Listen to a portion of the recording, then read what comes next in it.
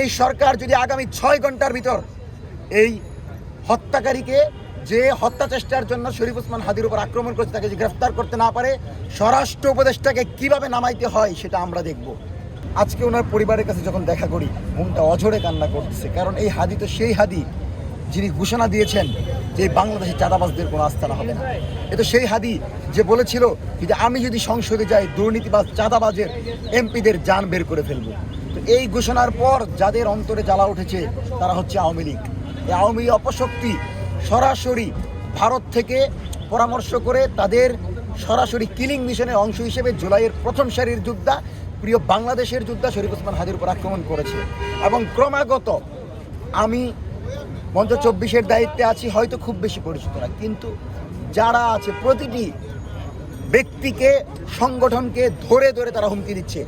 আমাদেরকে বলা হচ্ছে তোরা যেখানে থাকবি তোদেরকে গুলি করা হবে। আমাদেরকে বলা হচ্ছে জুলাই জঙ্গি। এটার জন্য কি জীবন দিয়েছে আবু সাঈদ? ডক্টর ইউনূস স্যার যখন ক্ষমতা নেই তিনি বলে ছাত্ররা আমাকে নিয়োগ দিয়েছে। সেই ছাত্রদের নিয়োগ পেয়ে আজকে আপনি বিবৃতির সরকার দেখাচ্ছেন। এই বিবৃতির সরকারকে আমরা ঘৃণা করে প্রত্যাখ্যান করছি।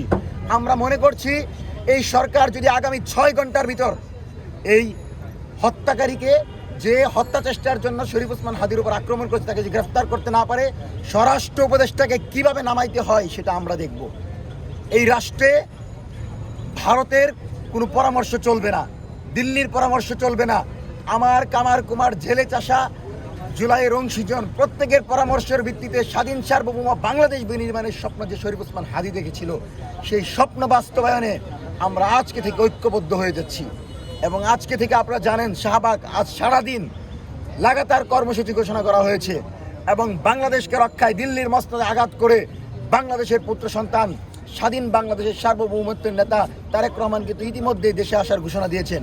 সুতরাং আমরা সবাই ঐক্যবদ্ধ। আমাদের এই ঐক্যবদ্ধ লড়াই প্রমাণ করে দিল্লির কোনো আধিপত্য, দিল্লির কোনো আগ্রাসন বাংলাদেশে প্রশ্রয় দেওয়া হবে না।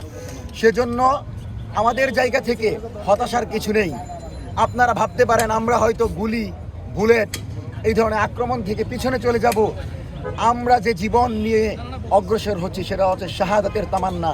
সেই শাহাদাতের তামান্নাকে লালন করে যতক্ষণ পর্যন্ত না জুলাইয়ের যে আকাঙ্ক্ষা ছিল আবু সাঈদ, ওয়াসিম মুগদের যে ইনসাফ ভিত্তিক রাষ্ট্র বিনির্মাণের আকাঙ্ক্ষা ছিল সেটি পূরণ না হবে, ততক্ষণ আমরা মাঠে থাকবো।